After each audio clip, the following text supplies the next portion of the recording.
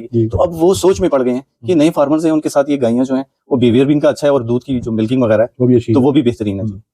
तो मैं ये समझता हूँ कि आपसे जो परचेजिंग की है और जो हम लेके आए हैं तो इससे बेस्ट वे ना पाकिस्तान में मुझे ऐसा सच नहीं लगा। ये बहुत मुश्किल काम है जो हम कर रहे हैं, इट्स वेरी डिफिकल्ट के फार्मर को बुला के मुकम्मल चवैयां करवा के एक दो इस कारोबार को कैसे वायबल बनाया जा सकता है, किस तरह आप इसे पैसे बना सकते हैं। हम तकरीबन जी कल से आज तक रात भी इधर थे, सुबह भी यहीं पर है, तो हम इसी के ऊपर बात कर रहे हैं कि दूध के साथ खेलना कैसे और पैसे कैसे बनाने। ऐसे ही हमने जानवरों की सेहत पे शायद उतनी बात नहीं की जितनी हम पैसा बनाने को बात कर रहे हैं, क्योंकि बिजनेस को वायबल करना ही असल मकसद है। और याद रखिएगा कि an idea can change your life. एक छोटा सा आइडिया अगर वो आपको क्लिक कर जाए ना तो आपके मुकद्दर जो है ना उससे अल्हम्दुलिल्लाह अल्लाह की ज़ात बदल देती है।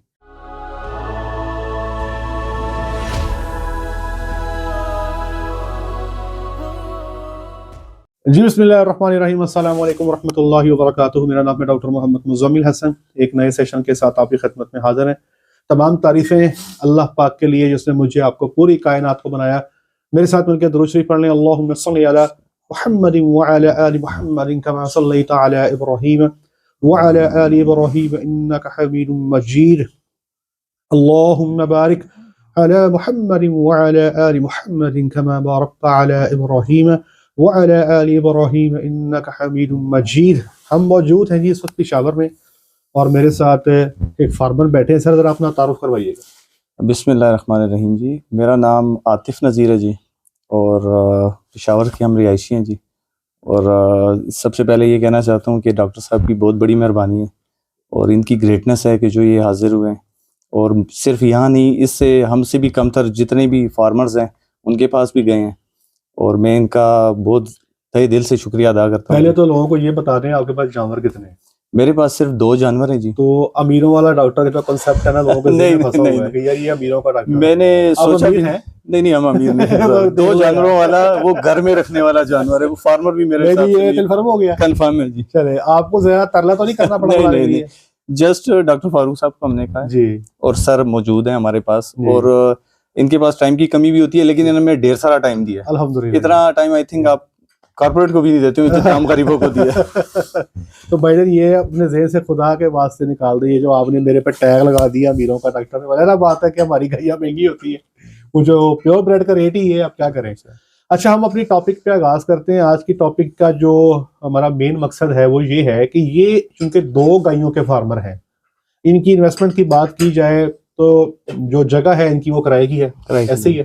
तो मेरा ख्याल है कि स्टार्टिंग इन्वेस्टमेंट शायद आपकी बहुत भी होगी तो 20 लाख होगी, कह सकते हैं इसी तरह 2 मिलियन 20 लाख के अंदर बाहर जो है इन्होंने काम स्टार्ट किया। मेरे बहुत सारे दोस्त हैं जो हमसे रब्ता करते हैं कि यार 20 लाख में काम करना है डेयरी का, 30 लाख में करना है, 40 लाख में करना है।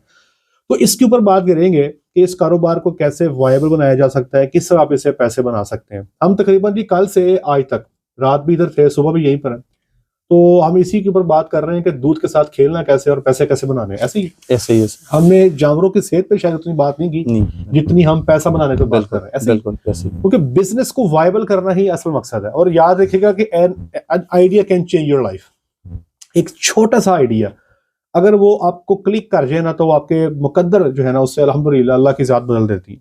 तो सर सबसे पहले बताइएगा कि ये जो आपने 2 गायों का काम स्टार्ट किया, किसको पूछ के ये स्टार्ट कर लिया? आप माशाल्लाह बैंकर हैं। किसको पूछ के ये पंगा ले लिया? आप माशाल्लाह साफ सुथरी जॉब है, पैंट कोट टाई पहन के आप कहाँ गोबर में छलांग लगा दी? बस सर बचपन से शौक तो था, घर में बकरी वगैरह का शौक करते थे। इस तरफ आने के लिए मुझे तकरीबन 6 साल लगे। लेकिन जो मेरे अंदर स्पार्क हुआ वो आपकी यूट्यूब की वीडियोस में देखता था। ठीक है, काफ़ी दफ़ा आपसे मैंने रब्ता भी किया लेकिन हिम्मत नहीं हुई, अल्लाह की भी शायद उस टाइम मर्जी नहीं होगी, लेकिन स्टेप लिया और अल्हम्दुलिल्लाह। और मैं ये समझता हूँ कि ये सिर्फ आपने जो मोटिवेशन जो आपकी वीडियोस जो आपको सुनते हैं देखते हैं आपके चाहने वाले, तो ये मोटिवेशन मुझे आपसे अल्लाह से मिली, उसके बाद आपसे मिली और मैंने ये स्टेप स्टार्ट किया इंशाल्लाह जी। जानवर जो हमने आपको दिए सेटिस्फाइड है? बिल्कुल जी, सेटिस्फाइड से ऊपर भी कोई वर्ड होना तो उससे भी ज्यादा सेटिस्फाइड है। जानवर लेकर आए हैं तो अमूमी तौर पे ना हमारी आवाम का एक रुझान है, यार तू ठोक गया, फ्रॉड हो गया, हमें भी जी, बिल्कुल जी, चूना लग गया, इसी तरह इसका भी आपको फेस करना पड़ा होगा बहुत ज्यादा जी। जिस जगह में हमारा फार्म है वो मार्केट है, ठीक है, वहाँ पे बड़े बड़े फार्म्स हैं, हमारे लोग आते रहे, हम भी इतने प्रोफेशनल उस टाइम नहीं थे, तो काफी लोगों ने कहा कि यार इससे तो बेहतर यहाँ मिल जाती, लेकिन हमें भी एक माह से ऊपर हुआ है। तो अब वो भी हमें सोच रहे हैं कि यार ये तो सरवाइव भी कर रहे हैं, अभी हमसे दूध का रेट वो खैर अभी आगे बात हो जाएगी, तो अब वो सोच में पड़ गए हैं कि नए फार्मर्स हैं उनके साथ ये गायें जो हैं वो बिहेवियर भी इनका अच्छा है और दूध की जो मिल्किंग वगैरह है वो भी अच्छी तो वो भी बेहतरीन है जी। तो मैं ये समझता हूँ कि आपसे जो परचेजिंग की है और जो हम लेके आए हैं तो इससे बेस्ट वे ना पाकिस्तान में मुझे ऐसा सच नहीं लगा। ये बहुत मुश्किल काम है जो हम कर रहे हैं, इट्स वेरी डिफिकल्ट के फार्मर को बुला के मुकम्मल चवैयां करवा के 1 2 3, और हमारे पास तो जी स्केल भी मौजूद है। बिल्कुल है, आपको याद होगा जब आप गए तो दूध को हम कंडे पे मिल्किंग करवाते हैं। बिल्कुल वो गड़मियों वाला काम नहीं वो नहीं। अच्छा, अब हम अपने चलते हैं अपने अगले टॉपिक पे कि हमने इससे पैसा कैसे बनाना है, जिसकी हम कल पे बात कर रहे हैं। हम चाहते हैं कि वो जो डिस्कशन हमारी है वो हम ऐसे ही आगे फार्मर तक पहुंचा दें। तो सर बताइएगा कि क्या प्लान्स हैं डेयरी को लेके, दूध से कैसे पैसा बनाएंगे आप? सर जो मेरा प्रोफेशन है एज अ बैंकर, कैलकुलेशन करना हमारी आदत है। मेरी 15-16 ईयर बैंकिंग एक्सपीरियंस है जी। तो वैल्यू एडिशन जो है ना इस टाइम पे बहुत ज़रूरत है। ठीक है, इस पे आप अक्सर बात भी करते हैं।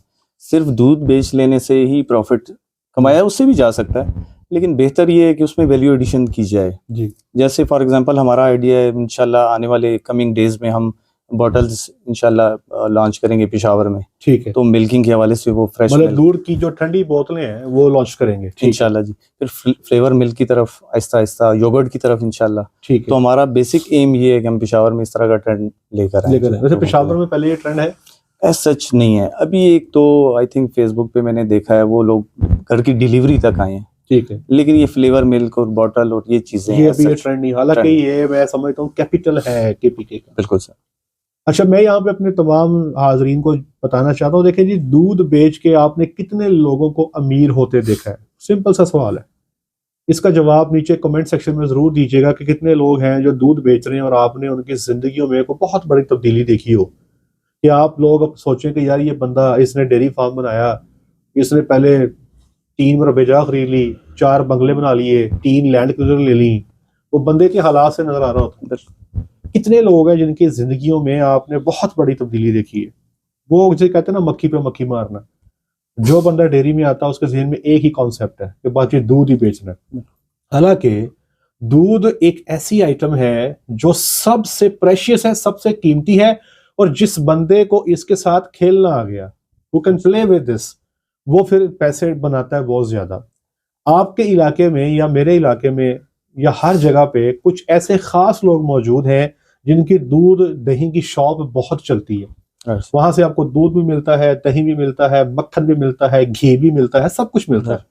वो लोग एक्चुअल में इस दूध के साथ खेलना जानते हैं। अब मसला ये है कि ट्रेनिंग की अगर हम बात करें ना, जैसे डॉक्टर वकास साहब बैठे हैं, डॉक्टर साहब, इसके ऊपर भी ना ट्रेनिंग हमें लॉन्च करनी चाहिए कि दूध के साथ खेलना कैसे है। ठीक है जी, इस पे पहले हम अपनी ट्रेनिंग करेंगे, पहले हमें अपनी ट्रेनिंग करनी है। ठीक है जी, अब हमने इस टूर में, ये जो हमने फैसलाबाद से पेशावर का टूर किया है, इसमें हम लोगों को तो जो सिखाना था, लेकिन हमारी अपनी काफी लर्निंग हुई है।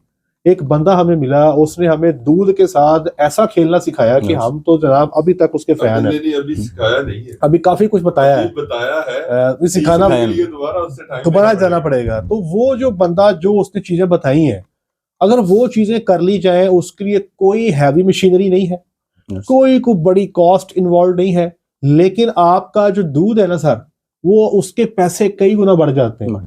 ठीक है जी, दूध का मल्टीपल यूज जो है वो कैसे किया जा सकता है, ये हमें बताना होगा अपनी आवाम को कि दही को आपने कैसे सस्ते में बनाना है। देखो दही तो सब बना देते हैं, घरों में दूध आता है ना, आपके घर भी दूध आता है, हमारे घर भी दूध आता है। हमारी जो खवातीन है वो क्या करती है, मुझे आज भी पता है, रात के टाइम जनाब वो दूध को हल्का सा गर्म करती है, उसमें बीच में मलाई फेंकती है, छोटा सा वो जो मलाई होती है मेरा ख्याल, तो दही होता है ना, थोड़ा सा दही फेंकती है, उसके बाद जनाब उसको साइड पे किसी गर्म जगह पे रख देती है, 8-9 घंटे बाद दही जम जाता है।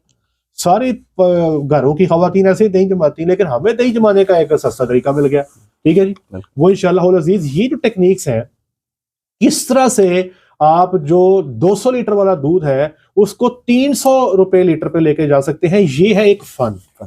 और ये फन मुझे 14 साल काम करते को हो गए हैं, इस टूर में मेरे सामने आया, और मैं उस बंदे का मैंने नंबर सेव कर लिया, और इंशाल्लाह मैं या डॉक्टर वकास साहब या अपनी टीम का कोई बंदा उस दुकान पे 2 दिन उसकी ट्रेनिंग करवाएंगे। जब वो ट्रेनिंग मुकम्मल हो जाएगी फिर इसको इंशाल्लाह हम अपनी ट्रेनिंग का हिस्सा बनाएंगे। ये जो हम ट्रेनिंग करवाते हैं 12 दिन की, उस ट्रेनिंग का हिस्सा बनाएंगे कि भाइयों आपने दूध के साथ खेलना कैसे है। अगर वो दूध के साथ खेलना आपको देखिए, आज के दौर में देसी घी किसको अवेलेबल है? नहीं है, प्योर नहीं है। मैं कहता हूँ जी देसी घी पता ही कोई नहीं होता है। फिर आपके आज के दौर में मक्खन, ठीक है जी, कितने का घरों में खालिस अवेलेबल है, ठीक है जी। आज के दौर में जो दही है या ये जितने भी आपकी मिल्क प्रोडक्ट्स हैं, ये अच्छी क्वालिटी की कहाँ किसको अवेलेबल है। खैर जी, ये याद रखिएगा, अगर तो आप चाहते हैं कि आपने दूध का कारोबार करना है और डेयरी फार्म बनाना है, देखिए बात अब ना कुछ थोड़ी सी आगे निकल गई है। आप चाहते हैं कि आप दिनों में आपके हालात चेंज हो, आप आज से कुछ हो जाएं। देखिए मैं ये नहीं कह रहा कि डेयरी फार्म में दूध बेच के मुनाफा नहीं है, बिल्कुल है, लेकिन उसके लिए आपको बहुत ज्यादा प्रोफेशनल होना पड़ता है। एवरेज आपको 30+ पे लेके जानी पड़ती है, आपको प्रेगनेंसी जल्दी अचीव करनी है, अपनी मोर्टेलिटी को रोकना है, बच्चों की ग्रोथ को लेके जाना है, टाइम पे प्रेगनेंसी बच्चों की करवानी है, हीफर्स की। ये बहुत सारी चीजों पे आपको ग्रिप करनी पड़ती है, फिर जाके आपकी पर लीटर कॉस्ट जो है वो आपकी कंट्रोल होती है। अब आज गर्मी के सर्दी के मौसम में हमारी जो पर लीटर कॉस्ट है वो तकरीबन 108-109 रुपए चल रही है, जब हमारी दूध की एवरेज है फार्म की वो 34 लीटर है, ठीक है। इसका मतलब ये हुआ कि अब 33-34 लीटर एवरेज गर्मी में तो नहीं होती, तब हमारी जो कॉस्ट है वो चली जाती है 135-140 पे। तो हमारे जो मार्जिन है कम हो जाते हैं।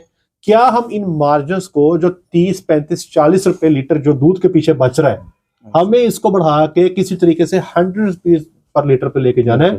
जब ये सिचुएशन हमारी डेवलप हो जाएगी, फिर आप यकीन करें, फिर हमारे जानवर जो है ना, ये जो फार्मर कहते हैं कि यार हम वंडा कम डालते हैं, जो वंडे के पैसे पूरे नहीं होते, हम जी लेबर को तनख्वाह 10 दिन बाद देर से देते हैं, ये हमारे पास पैसे नहीं होते, हम ये फलाना का सीमन सस्ता लेते हैं जी, हमारे पास पैसे नहीं। ये सारी चीजों के जो है ना आपके मसले हल हो जाएंगे। बात ये है कि जब तक आपको रिटर्न्स नहीं आ रहे होंगे ना, तब तक आप कितना को डेयरी पे इन्वेस्ट कर सकते हैं।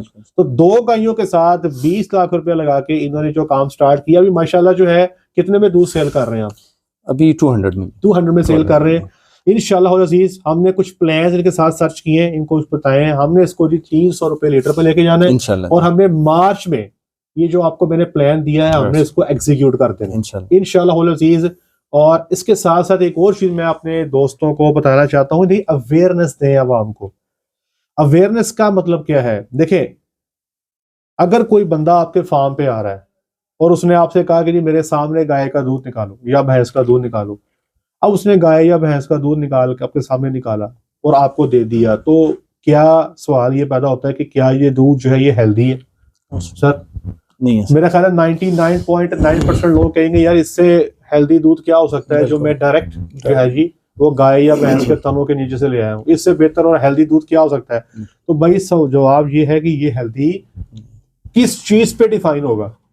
अगर आप अपने जानवर को फंगस वाले टुकड़े खिलाते हैं, अगर अपने जानवर को टॉक्सिन वाली खुराक देते हैं, अगर अपने जानवर की खुराक में ठीक ठाक चौथे गेर में यूरिया मिलाते हैं, तो जो दूध आपके जानवर के थनों से निकलेगा उसमें यूरिया भी ज्यादा होगा, और उसमें एफ्लोटॉक्सिन जो है एक टॉक्सिन है जो इंसानों के लिए खतरनाक है, उसकी मिकदार ज्यादा होगी। तो उस दूध को हम हेल्दी दूध नहीं कर सकते, वो हेल्दी नहीं होगा।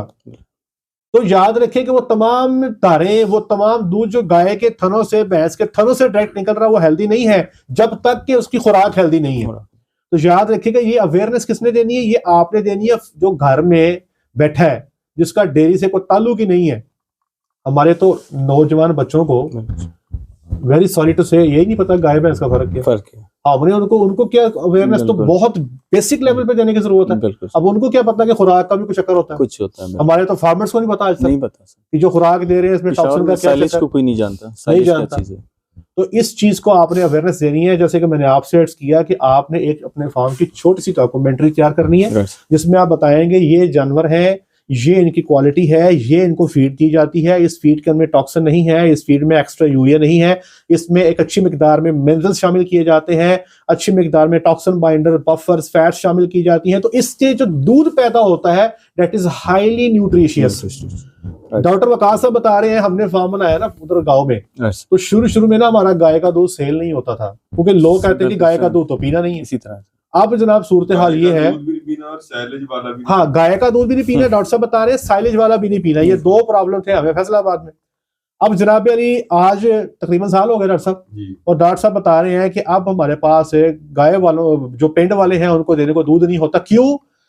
गर्मी के मौसम में ना कहीं फार्मर को या घर वालों को, कंज्यूमर्स को दूध की जरूरत पड़ जाती है, मजबूरी में फिर उनको फार्म से दूध लेना पड़ता है।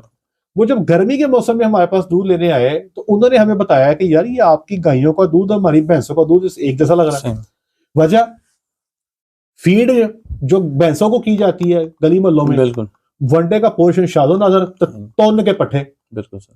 उसके मुकाबले में जो हम देते हैं, हम गाय को सोयाबीन भी दे रहे हैं, कनोला मिल भी दे रहे हैं, हम उसको मिनरल्स भी दे रहे हैं, फैट्स भी दे रहे हैं, पता नहीं क्या कुछ उसको हाईली न्यूट्रिशियस देते हैं, उसकी जो फैट है दूध की बेहतर हो जाती है। रंग इसका पहले ही चिट्टा है विलायती गाय का। तो अब लोगों ने देखा कि यार ये तो दूध जो है ये तो बिल्कुल हमारी भैंसों जैसा दूध है। अब सूरत हाल ये है कि हमारे फार्म पे दूध की सेल इतनी हो चुकी है अल्हम्दुलिल्लाह कि हमें ना जी अब इसका कंसर्न रहा ही नहीं रहा। सर्दी में भी डॉक्टर साहब बता रहे हैं कि सर्दी के मौसम में भी बंदों को वापस भेज रहे हैं कि यार दूध हमारे पास नहीं। ये है क्वालिटी अवेयरनेस थी जो लोगों को क्रिएट की, लोगों को बताई, और लोग जो है उन्होंने इस चीज को माना। तो एट दी एंड कोई मैसेज हमारे न्यू फार्मर्स को आप देना चाहें? बिल्कुल सर, स्टेप लेना चाहिए जैसे हमने लिया है जी। पहले ये बताएं टाइम कितना देते हैं? मैं हर बंदे को ये सवाल लाजमी करता हूँ। मैं सुबह 5 बजे उठता हूँ जी। हम जॉब वाले लोग हैं और बैंकर्स का आपको पता है कि बैंक की जॉब जो इतनी बड़ी इजी नहीं है, टफ है जी, टफ है। सुबह 5 बजे उठते हैं जी, मेरे साथ पार्टनर है वो, हम फार्म पे चले जाते हैं, 2 घंटे हम देते हैं, मतलब मिल्किंग अपने सामने, मिल्किंग अपने सामने बिल्कुल वो करा के उसके बाद 7 बजे हम अपने घरों को आ जाते हैं। ठीक है, कपड़े शपड़े पहन के हमने अपनी जॉब पे चले जाना। शाम को आके फिर हम फार्म पे, फिर दोबारा फार्म पे होते हैं। सैटरडे संडे हमारी ऑफ होती है, वो भी हम अपने फार्म पे सुबह से रात तक। मतलब आप ये कह सकते हैं कि कोई एक दिन भी मिस नहीं है, एक दिन और आप कम से कम 2 मिल्किंग्स अपने सामने करवा रहे हैं। बिल्कुल। रात को अगर मैं कभी कुछ जल्दी आ जाए, कोई इवेंट हो, मैं रात को 10 बजे दोबारा चले जाता। ये है जी द लेवल ऑफ कमिटमेंट। अगर आप कहते हैं ना कि बैठ के घर पैसा आ जाएगा, तो भाईजान फिर आप कोई और काम देख लें। डेयरी फार्मिंग इस मेहनत के साथ है। अगर आप चाहते हैं कि डेयरी फार्मिंग आप करना चाहते हैं और आपको मेहनत ना करनी पड़े, फिर आप गलत जगह पे आ रहे हैं। ले जी, आज के लिए इतना ही सर, आपका बहुत शुक्रिया। Thank you so much. अपना ढेर सारा ख्याल रखें, 5 वक्त की नमाज बाद जमात अदा करें। अस्सलामु अलैकुम व रहमतुल्लाहि व बरकातुहू।